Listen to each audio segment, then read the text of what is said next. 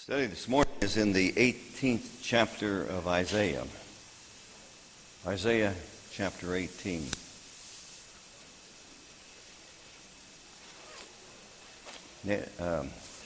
Dawn, would you word a prayer for us?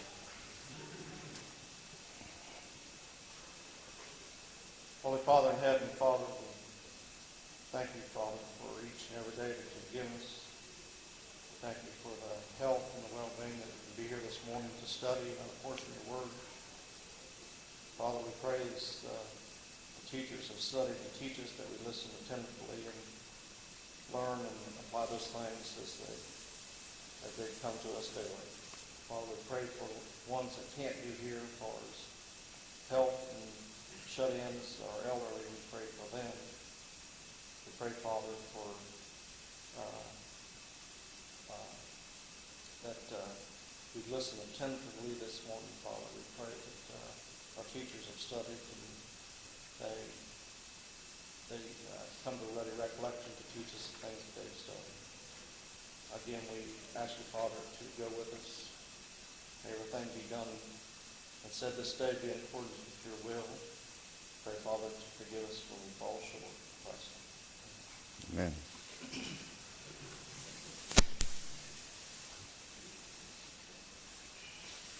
Today we're going to try to cover the 18th and 19th chapters of Isaiah.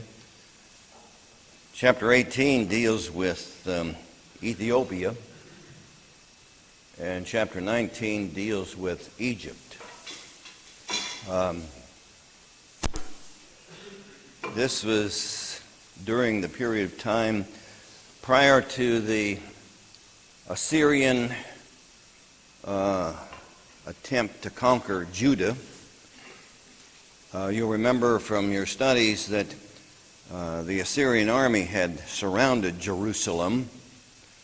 They had at one point kind of taken out, so to speak, the cities around Judea, around Jerusalem. This was a period of time when countries were trying to form alliances against Assyria because of the Assyrian aggression. So there was a time when there was lots of interaction, I suppose, among the nations in terms of forming coalitions and alliances and that sort of thing. The Palestinian area was sandwiched between Egypt on the southwest and Assyria on the northeast. And so you can imagine there was some interest in, the Egyptians and the people of Judah, working together, and the Ethiopians and those kinds of things. And so there was there's this movement among the nations here, and that's not unlike what's happening today. I mentioned a time or two this Gulen movement that's in the United States, this Gulen Islamic movement that is right here in this city, in this state, and all across America. A Turk being here, responsible for a coup in Turkey, an attempted military coup in Turkey in July of 2016. I had written something about this, and I was surprised one day. I got an email. I was really surprised. I got an email from the Turkish embassy, Chicago office. Now, if I'm getting an email from the Turkish embassy with regard to, something that I had written, you can imagine what's happening at the at high levels. I'm not going to tell you. I mean, I'm not privileged to tell you. I didn't mean that negatively. Huh? What? So, in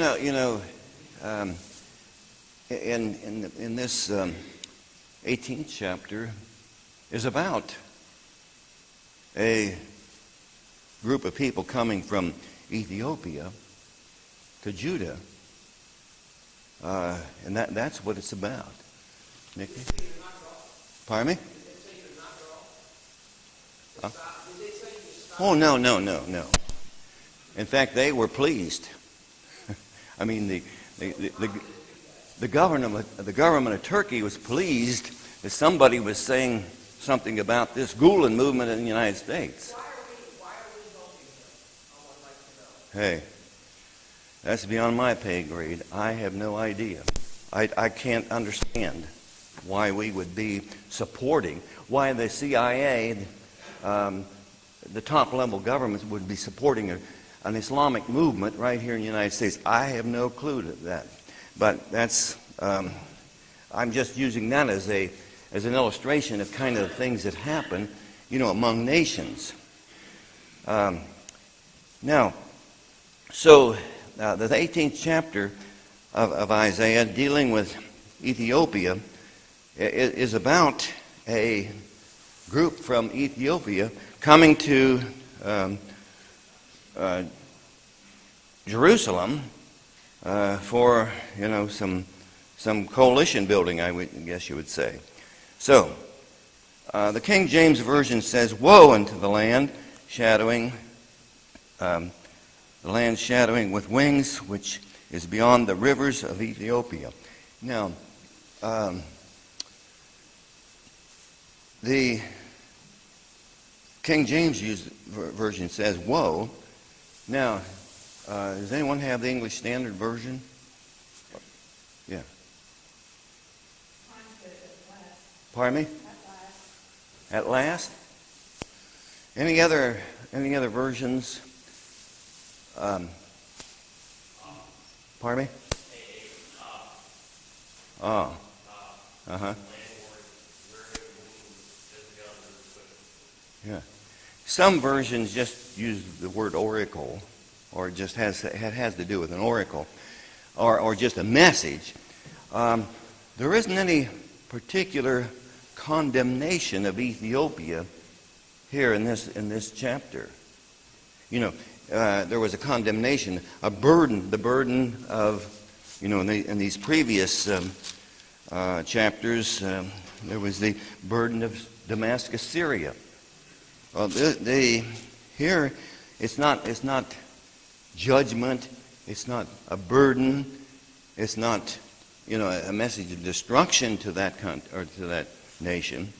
So it's a little different. But in the next chapter, 19, it says the burden of Egypt. Now that has to do with condemnation, judgment of God, you see. So the message to Ethiopia here was different than to Syria and Egypt. By the way, about this time, there was an Ethiopian king that was ruling Egypt. So, there are all kinds of interactions here in this Old Testament period. And it says, "Woe unto," or a message to, "the land shadowing with wings, which is beyond the rivers of Ethiopia." Now, that whole idea of, shadowing with wings, or as some translations say, a rustling of wings, apparently has something to do with this group of ambassadors coming to Jerusalem, and may have had something to do with fast-moving sailboats. They were fast-moving. It had to do with that they were in a hurry. This was an urgent kind of thing. And in verse 2 that sendeth ambassadors. See, it's connected with sendeth ambassadors by the sea. Now the Nile River was oftentimes in Scripture, in the prophecy of Nahum, was referred to as a sea. Obviously, the Nile River was a very important, commodity to the Egyptian nations, or the nation of Egypt. That sendeth, in verse 2, that sendeth ambassadors by the sea, even in vessels of bulrushes. Bulrushes there, I'm not sure how that bulrushes got in there, but some probably sleek, quick-moving vessels upon the waters, saying, pardon me? Okay. Papyrus, does that mean wooden vessels? Probably. Reed. Some sort of material that was capable of withstanding water. Okay. But apparently they were coming here in a rush. Now, saying, you see, the imagery is here that there was a group of people coming in from Ethiopia. They were in a big rush. This was urgent business and so forth. And Isaiah says to them, "Go, ye swift messengers. You people that are from Ethiopia in a big rush, go to a nation scattered and peeled, to a people terrible from their beginning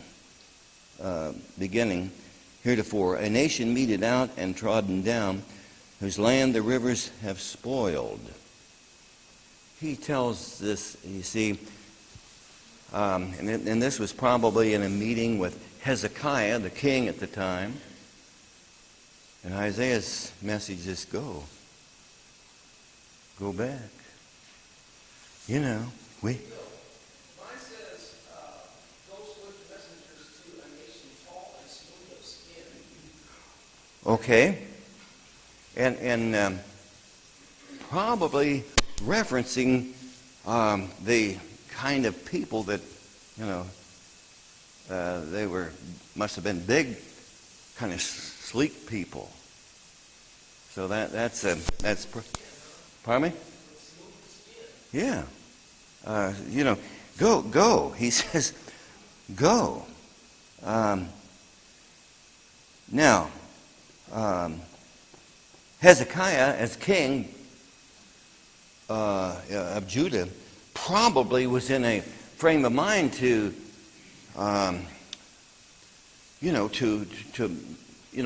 make book with them. He was probably in the frame of mind to work with them, build a coalition with them. I mean, wouldn't that be what you would do if you were the king? You'd want to be protecting the people. But Isaiah says, go.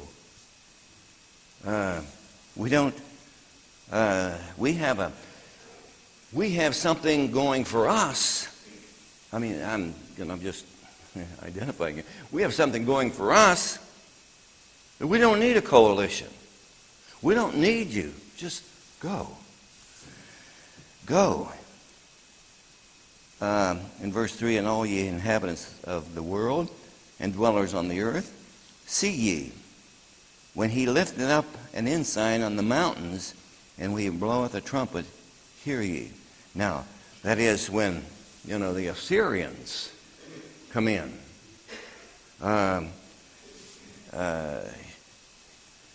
When that idea of lifting up an ensign, a signal on the mountains. When he bloweth a trumpet, that's a military excursion there. You see, bloweth the trumpet. Hear ye. For the Lord said unto me, see, Isaiah's invoking the God of heaven.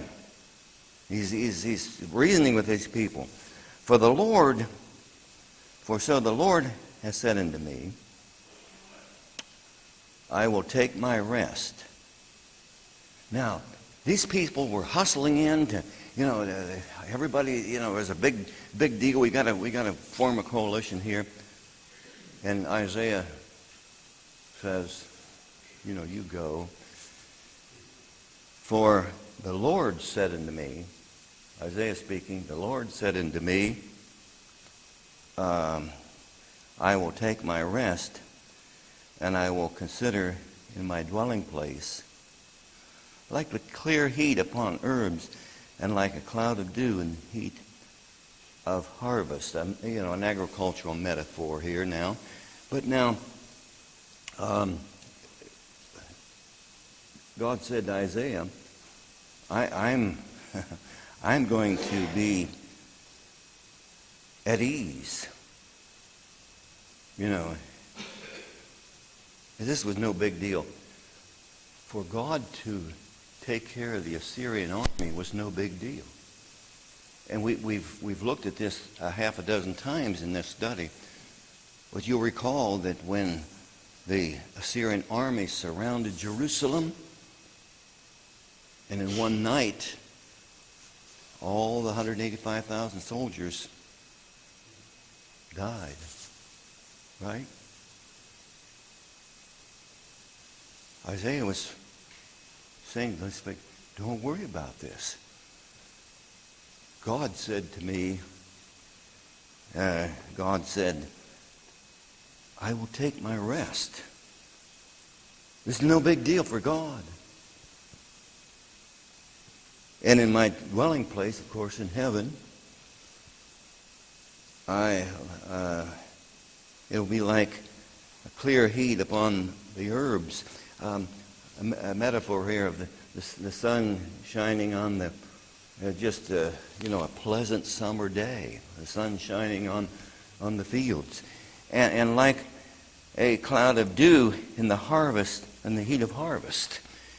Now, you city boys and girls, you've never been out on a hay wagon in 100-degree heat.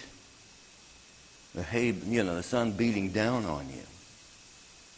You city folks wouldn't understand that. Okay, well, that's what I'm saying. But it's pretty rough out there, harvesting in 100-degree weather. And the idea of a refreshing wind, a refreshing dew. See, that's the way it's going to be as far as God is concerned, and God will take care of this.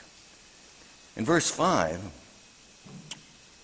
for afore the harvest, or before the harvest, now here he's talking about here the Assyrians, I think.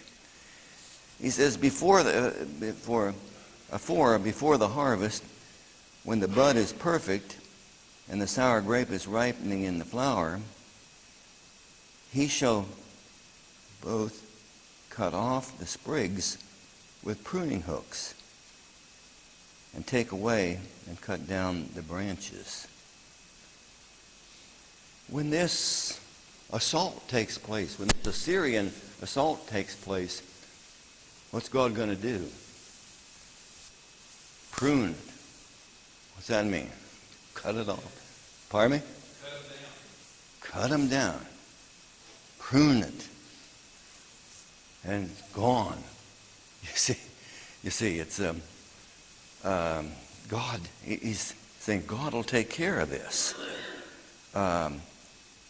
which He did.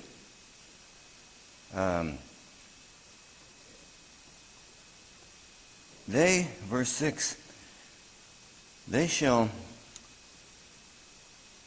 be left together under the fowls of the mountains and to the beasts of the earth. and the fowls shall summer them up upon shall summer upon them, and all the beasts of the earth shall winter upon them. What's he talking about there? You see, the Assyrians were there staged to destroy. And now God got rid of the army of the Assyrians. And so lots of bodies out there. As nature takes its course, what's going to happen? The turkey buzzards are going to come around, right? You ever see a roadkill and a buzzard on the road? Yeah. Pardon me? I've seen that. They're disgusting. They poop right where they're standing, like down their legs or anything. Okay. Well, you can imagine what would be happening here with the beasts of the field and the buzzards and the eagles or whatever kind of birds of prey. That's what he's telling these folks. That's what Isaiah is telling these folks. They shall be left together under the fowls of the mountains. It sounds like there's going to be a lot of it because they're going to have it for the summer and for the whole winter. 185,000 troops. You see? In fact, well, this is kind of a gruesome picture here. The fowls shall summer upon them, and the beasts of the earth shall winter upon them. Now, in that time shall the present be brought unto the Lord of hosts of the people. Now, there are going to be presents brought. Let's go over to the 2 Chronicles 32. 2 Chronicles 32. And let's look in the first, to get the setting here, let's look at the first few verses, 2 Chronicles 32. After these things, and the establishment thereof, Sennacherib, king of Assyria, came and entered into Judah. You see, Isaiah is predicting, he's prophesying about the events that happened here in 2 Chronicles 32. The king of Assyria came and entered into Judah and encamped against the fenced cities and thought to win for himself. And when Hezekiah saw that Sennacherib was come and that he was purposed to fight against Jerusalem, he took counsel with his principals, or the princes and the mighty men, to stop the waters of the fountain which were without the city, and they did help him. And so here Hezekiah he was preparing for the onslaught of this Assyrian army. And he admonished his military folks, be strong and courageous, be not afraid nor dismayed for the king of Assyria, in verse 7. Not for all of the multitude that is with him, for there be more with us than with him. And with him is the arm of flesh, but with us is the Lord our God to help us and to fight our battles. And the people rested themselves upon the words of Hezekiah, king of Judah. Now that's the setting. And then then let's skip over to the 22nd verse. Actually, let's begin with the 20th verse. And for this cause Hezekiah king and the prophet Isaiah, the son of Amos, prayed and cried to heaven. Now, things were looking bleak. So Isaiah enters the picture there with the king Hezekiah and prayed, cried to heaven. And the Lord sent an angel which cut off all of the mighty men of valor and of the leaders and the captains in the camp, the king of Syria. So he returned with the shame of the face to come to his own land. And when he was come into his house of his God, they that came out of his bowels, that is, his own children, slew him with the sword. Verse 22, and the Lord saved Hezekiah and the inhabitants of Jerusalem from the hand of Sennacherib the king of Assyria, and from the hand of all other, and guided them on every side. Now, with that setting in mind, and with what we had just read in Isaiah, it says, and many brought presents unto the Lord to Jerusalem,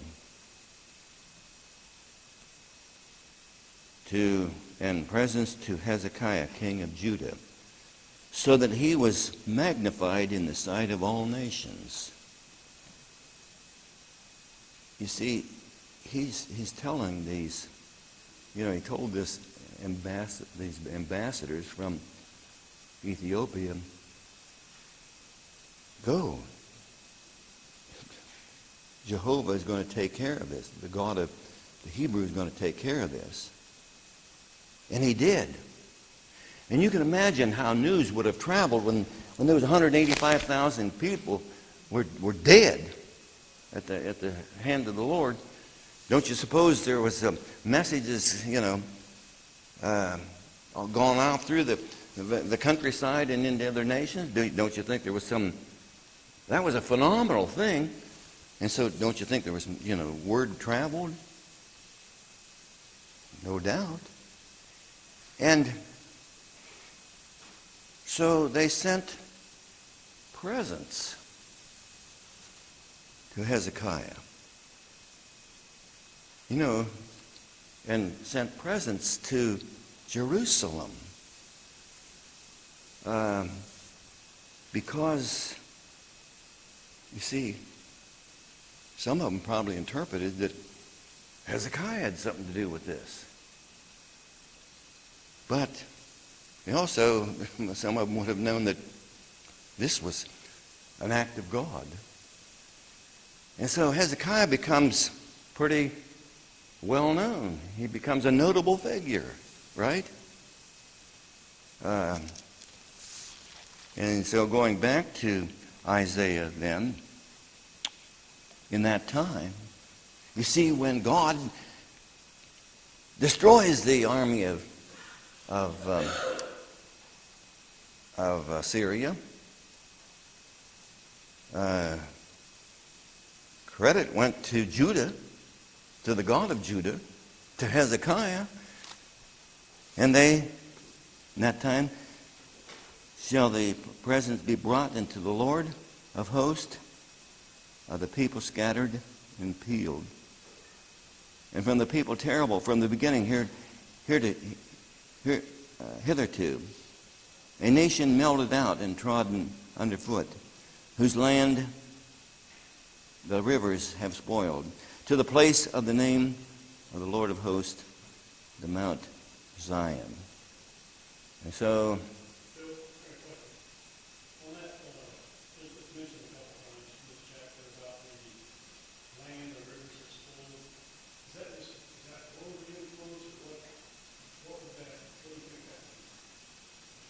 well, I suppose we could have a double meeting because, and we're going to talk about this when we get into to Egypt.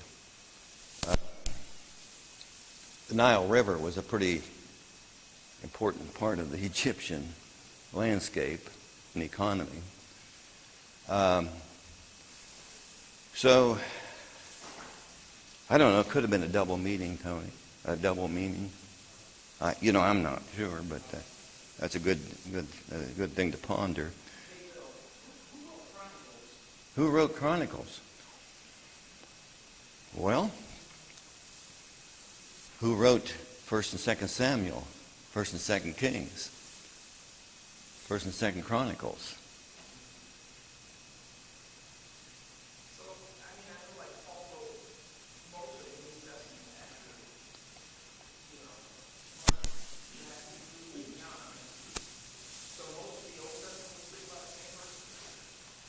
Well, Moses wrote Genesis, Exodus, Leviticus, Numbers, and Deuteronomy.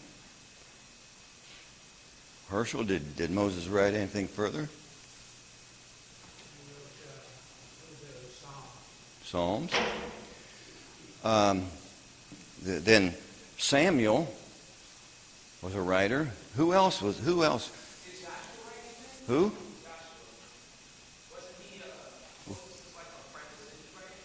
Well, Joshua, those records were handed down.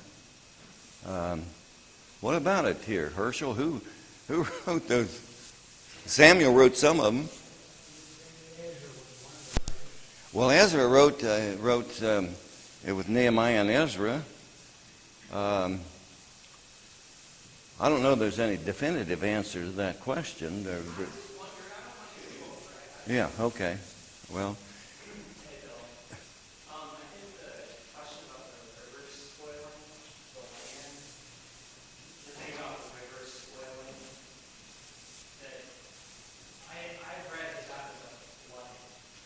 pardon me? The rivers would flood and they would spoil the land.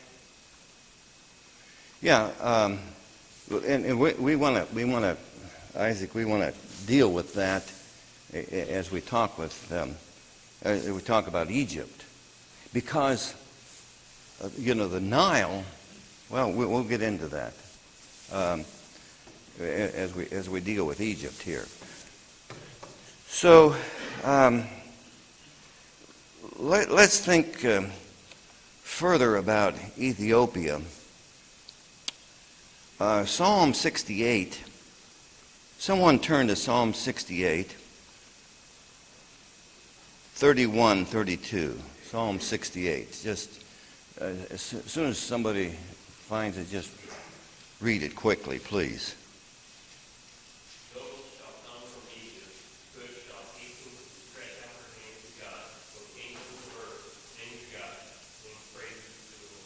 What version are you using? English. All right. What's the King James say? Sing to God, you kingdoms of the earth, oh, sing praises to the Lord. Did you say Psalm 68, verse 3? Yeah, 68. Psalm 68, 31, 32. Dawn, you. Envoys will come out of Egypt, Ethiopia will quickly stretch out her hands to God. Sing to God, you kingdoms of the earth. Oh, sing praises to the Lord. Yeah, now, Ethiopia is read that again. Read it. Envoys will come out of Egypt. Ethiopia will quickly stretch out her hands to God. Sing to God, you kingdoms of the earth. Oh, sing praises to the Lord. Yeah, Ethiopia. Psalm says that Ethiopia is going to stretch out her hand to God, right? Now, apparently, someplace along the line, Judaism had some effect on Ethiopia. Judaism had some influence on that country. Now, in the New Testament period, why would I think about that in terms of the New Testament period? Yeah. How many miles was it from Jerusalem to Ethiopia?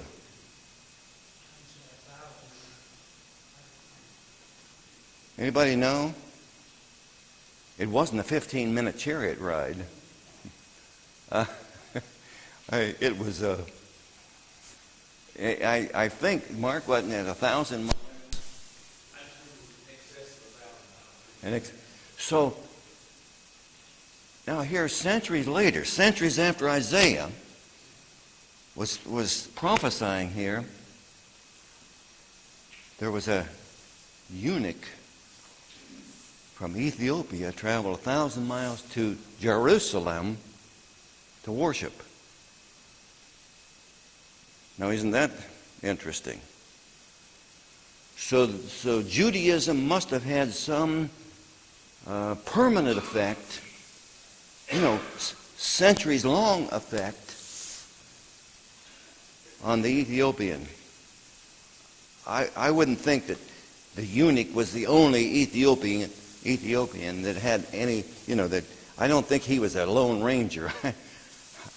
I think he probably represented a lot of people that adhered to Jehovah God.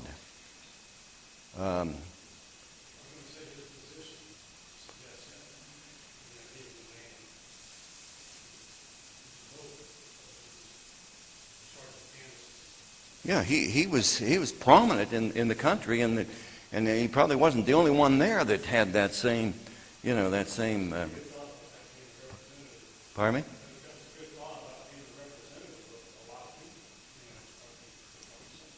Yeah. And so, yeah, he was the comptroller. he was in charge of passing out the money and collecting the money. He was and of course it would be really interesting to know. When the Ethiopian eunuch went back home, how Christianity would have spread in that country. And we can assume that it would have had some impact on, because those people that were already, believers in God. And you can imagine the eunuch being a person of prominence and respect. He would have been, he wouldn't have just kept that to himself. So,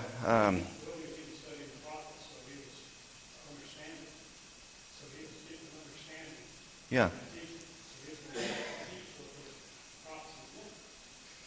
Yeah, he wasn't just your ordinary, person that's kind of looking, reading this one Sabbath day afternoon. He was somebody who was really digging into it. And so, but it's interesting that, Psalms talks about Ethiopia reaching out. The scriptures just flow together. You can just see how marvelous the story of Scripture is. In that time shall the presents be brought to the Lord of hosts. So they must have been, the people there in that era must have had enough knowledge of God that they knew that they needed to bring presents to the God of heaven, and his presence was there in Jerusalem. A very intriguing kind of study. Now, Egypt. Any further thoughts on Ethiopia before we get into Egypt in chapter 19?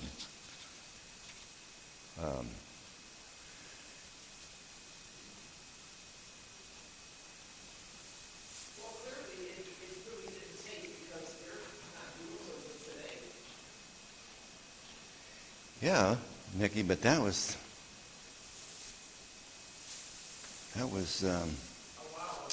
well, let's just see. That would have been 8 centuries, 10 centuries ago, right? Or no, it would be no, 20. That would have been Isaiah prophesied like 800 years before Christ, and then it's been 2,000 years, close to 3,000 years ago. So a lot of things change in 3,000 years, just like in this country. This is not the same country that my granddad and your granddad were born into. Things have really, in a lot of respects, things have really degenerated in 50 years. They're getting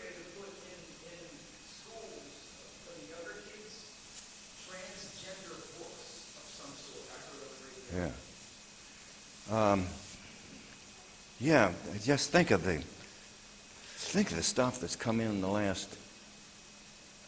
California, there's somebody trying to get a law to decriminalize pedophilia, to decriminalize it. Well, there's a guy that just awarded rights to rape a girl. She's 12 years old, got her pregnant. She had a baby. He's out of prison now, and some judge awarded him 50/50 parental rights of the child that was created from him raping a 12-year-old girl. Yeah. So but in some cultures there isn't a whole lot of change, and so in Ethiopia, Judaism must have had made a long-lasting impression on that culture and influence on that culture because the Ethiopian eunuch. Jim, you. The article today in the Dispatch about a priest that married another man from the Methodist church, and he's going to meet before the Methodist council, and they're going to determine what's going to be done about this. But you think that 50 years ago, would we ever saw something like that? I mean, like you say, there's so much change.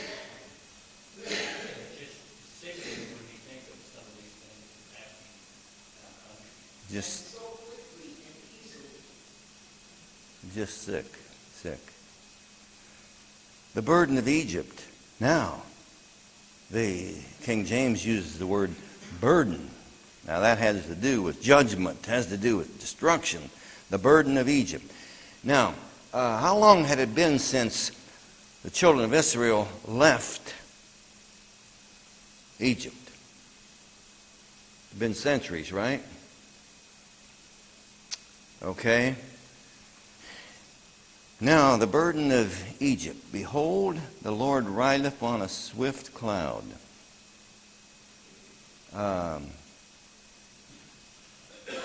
And shall come into Egypt. And the idols of Egypt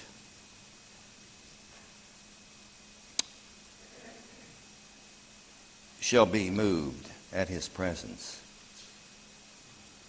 And the heart of Egypt shall melt in the midst of it. Now he's delineating what's going to happen to Egypt here.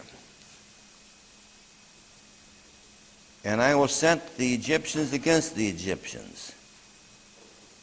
And they shall fight every one against his brother, and everyone against his neighbor. City against city, and kingdom against kingdom. Now, civil strife. Some people in California are thinking about seceding from the Union. You read that? No. That's a whole lot of civil strife, right? Isaiah says there's going to be civil strife. Division. The right and the left, the extreme right and the extreme left.